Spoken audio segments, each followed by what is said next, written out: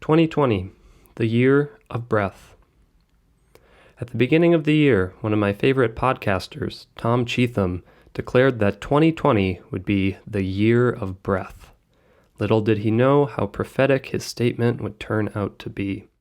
Over the course of this past year, we've seen the progression of a respiratory disease into a global pandemic, the asphyxiation of a Black American at the hands of a police officer, which set off a massive civil rights movement, taking as one of its main slogans, "I can't breathe," and most recently, with the push by public health authorities to encourage and even mandate the wearing of face masks in order to combat the pandemic, there is a wave of complaints, largely from conservative voices, that masks inhibit one's ability to breathe.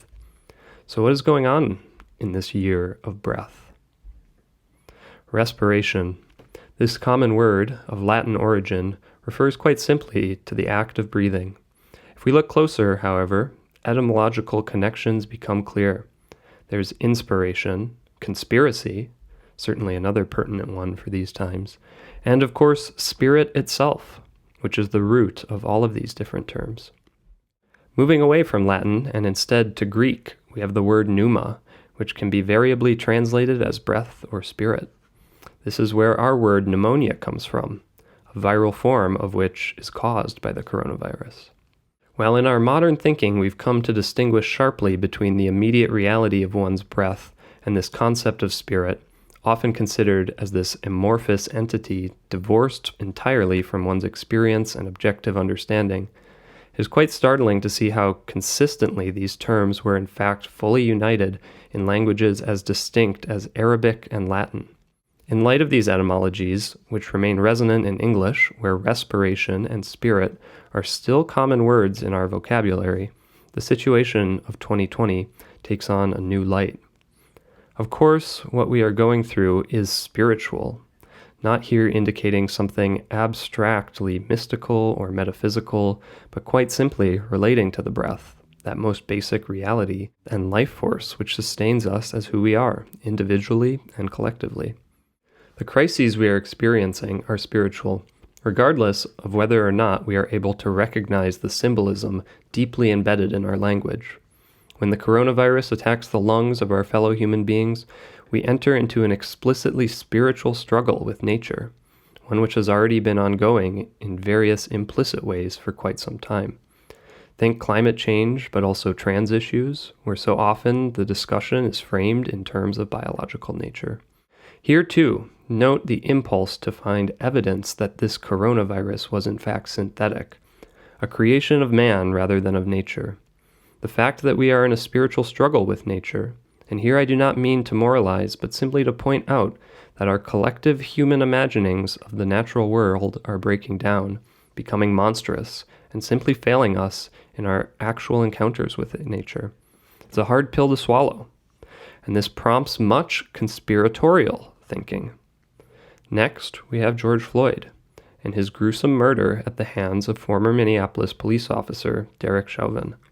While being asphyxiated by Chauvin's chokehold, George protested that he could not breathe, and despite this plea, Chauvin kept up the pressure, eventually leading to fatality.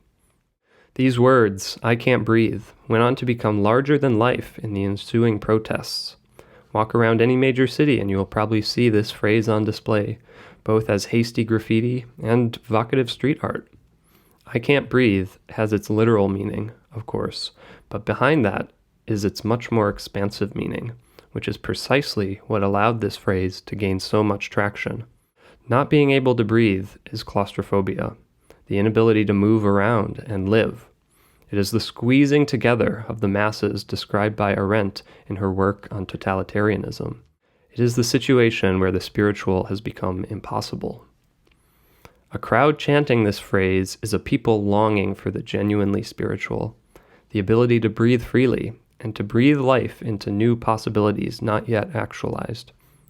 It is the longing to inspire and to be inspired, a longing which has for far too long been nothing but a long shot for Black Americans, as well as other members of this nation who faced a history of undue neglect. And finally, we have the issue of face masks. The spiritual significance of the veil aside, something long recognized by Islamic thinkers and more recently by contemporary Western philosophers, Heidegger chief among them, we may attempt to psychologize the issue even if we are able to escape the trap of politicizing it. But this too returns us to the spiritual, the Greek word psyche itself being another one of those terms, meaning precisely breath spirit. The mask debate is a weighing of spiritual sacrifices. Should you inhibit your breath voluntarily in order to reduce the risk of an involuntary loss of your spirit as a result of this virus? Here we run right up against the inability of our culture to successfully navigate a space between science and religion. Scientifically, we know the masks we are wearing actually do not impact the ability to breathe in the case of healthy individuals, but this fact does not, in fact, address the spiritual. And when people are unable to discern that their issue is actually not one of the literal breath, but of the spirit, well, this is exactly another case where conspiracy sneaks in again under the guise of conscience. Certainly, the sudden necessity to wear a mask is startling and strange, especially in an era where authority and expertise are often so far removed from the individual and everyday life. So the psycho-spiritual reaction against this is at the very least comprehensible, but it is not reasonable, nor is it necessary.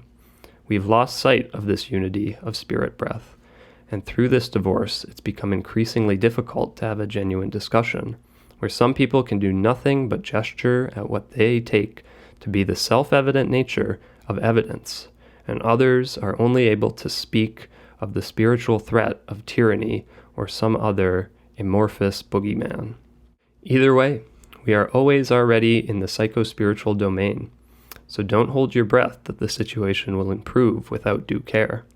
Speech itself is breath, a very creative, spiritual form of breathing, and one where our life becomes the most alive.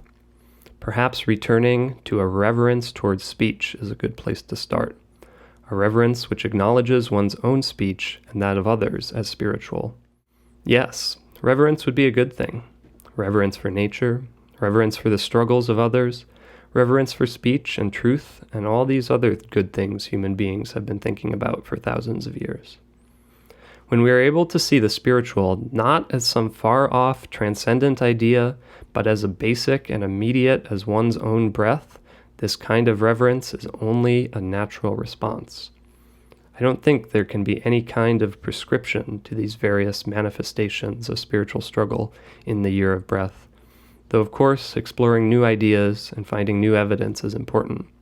But even this is only genuinely impactful if it is acknowledged to be spiritual, as close to our human life as breath itself. I can't tell you how to breathe or how to be spiritual, but we can all at least strive to inspire each other. Our biosphere is perhaps the greatest symbol for this process, where different forms of breath are exchanged by the myriad creatures of the world to both sustain life and birth new forms. This pervasive inspiration is something with which we are already struggling with, as mentioned, so we can't simply hope for some natural inspiration to bubble up from beneath us or be sent to us from on high. The re-spiritualization of the world, the respiration of the world, is simply on us. Just take a deep breath and start where you can.